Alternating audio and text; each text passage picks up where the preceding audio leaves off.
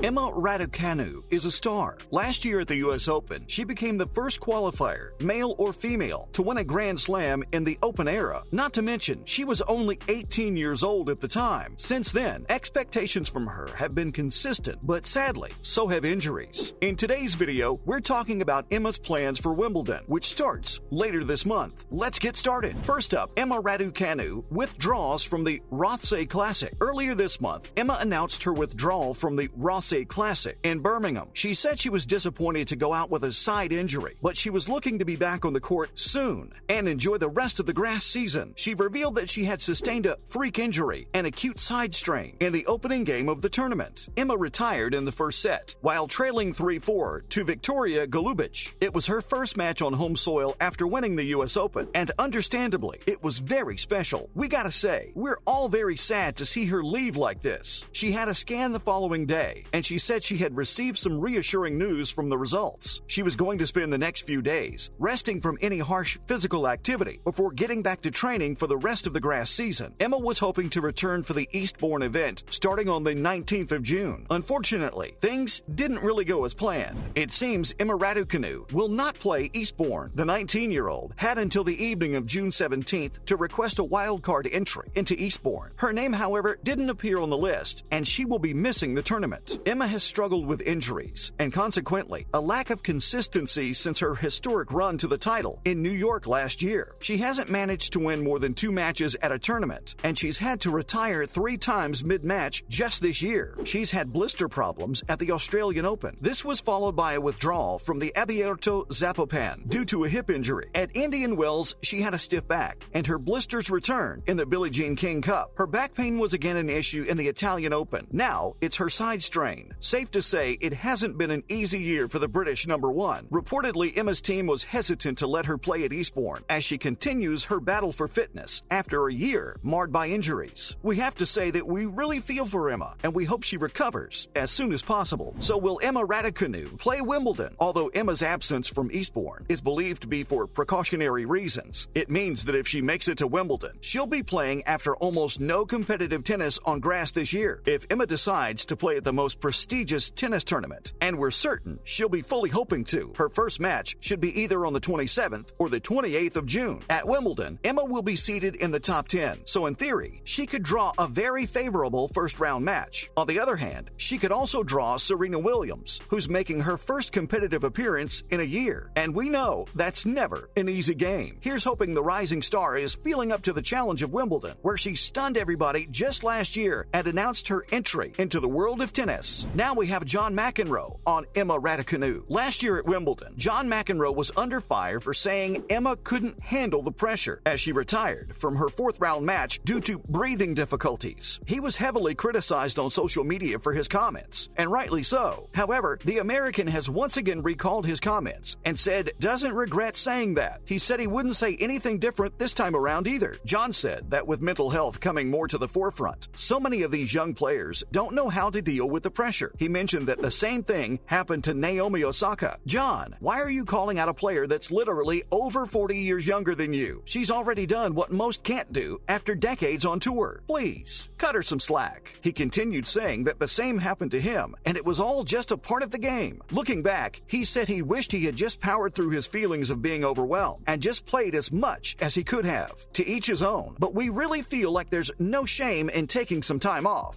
John said it would be good for Emma to find something that works for her. He advised that she needs to find the right formula for her future, despite having to grow under the glare of the spotlight. Hey John, does that include you too? As for us, we really hope Emma finds herself on a tennis court as soon as possible, and we hope she's taking the best care of herself. We're all eager for her return. That's all about whether the world number 11, Emma Raducanu, will be fit for Wimbledon. Now let's move on to some other related news, starting with Serena Williams is back. After what's been a very long wait, Serena Williams is back, and the tennis world is healing. The 23-time Grand Slam champ is set to play doubles at Eastbourne with Ons Jabeur. Serena and Ons, who is currently number 3 in the WTA singles rankings, will be playing Spain's Sara Sorribes Tormo and Czech Republic's Marie Boskova on center court on the 21st. Ons recently revealed that other players were jealous of her because she was going to play with the greatest of all time. She said that Serena was Serena, and just getting to be a part of her journey was was unbelievable. The Tunisian said that she was very happy that her partner was back on tour, and she was hoping to learn as much as she could from Serena Williams. She also said that she'd been joking around with other players, saying that unless they had more than 20 Grand Slams, they shouldn't ask to play doubles with her now. We love the spirit, Ons, and we hope the duo has a very fruitful tournament at Eastbourne. Next, Ons Jabeur will try to catch up with Iga Swiatek.